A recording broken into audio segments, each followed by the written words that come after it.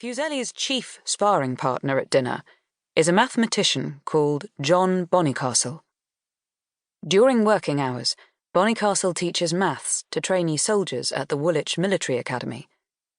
During his leisure, he writes books designed to reveal the beauties of mathematics to general readers. He is not an elegant eater.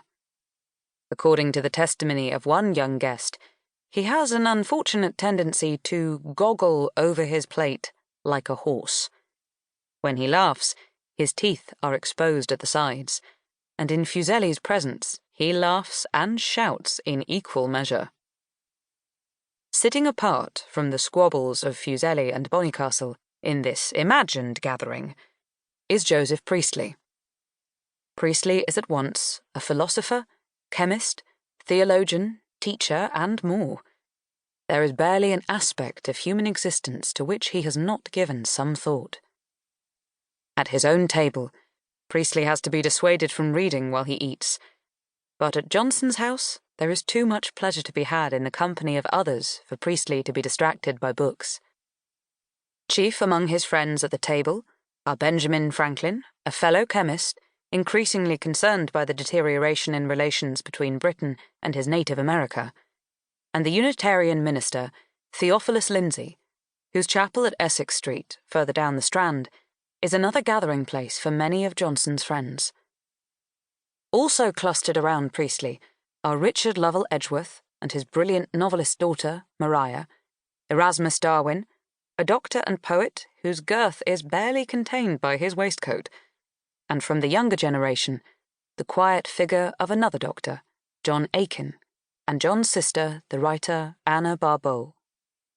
Barbauld is usually accompanied on her visits to St. Paul's Churchyard by her husband Rochemont, a Suffolk schoolmaster eclipsed by his brilliant wife.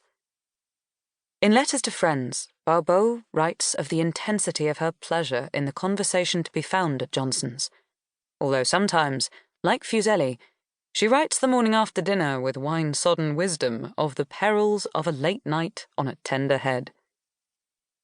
There are more men than there are women at dinner with Joseph Johnson, but Barbauld and Maria Edgeworth are by no means the only representatives in the dining room of their sex. Sometimes the company is joined by the white-capped figure of Sarah Trimmer, a children's writer and devout Anglican, who has little in common with Johnson's more radical guests. Also present, when the boundaries of time and place are collapsed, is the poet Charlotte Smith, who finds refuge on Johnson's list in the final years of her life. His nieces, Elizabeth and Hester, form part of the family unit at St. Paul's Churchyard, alongside their younger brother, Roland, a pupil at the Barbauld School, who will become first Johnson's apprentice and later one of his heirs. But of all the women who gather for dinner, it is the voice of Mary Wollstonecraft that can be heard most clearly across the table. It is the early opinion of another dinner guest, the philosopher William Godwin, that Wollstonecraft has a good deal too much to say for herself. But even Godwin's attention is snagged by the clarity with which Wollstonecraft makes her views known.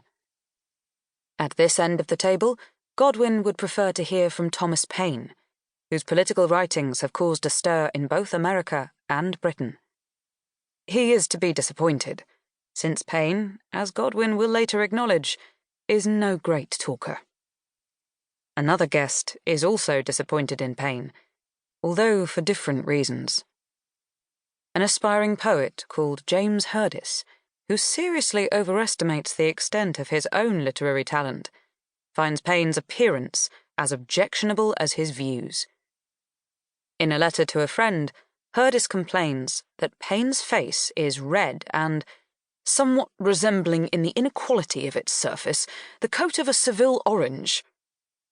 Paine's hair is as bad, thin, carelessly frizzed, and untidily held back with a slip of ribbon. Jostling for space at the table alongside the men and women who come to dinner most regularly are other figures eager to make their voices heard.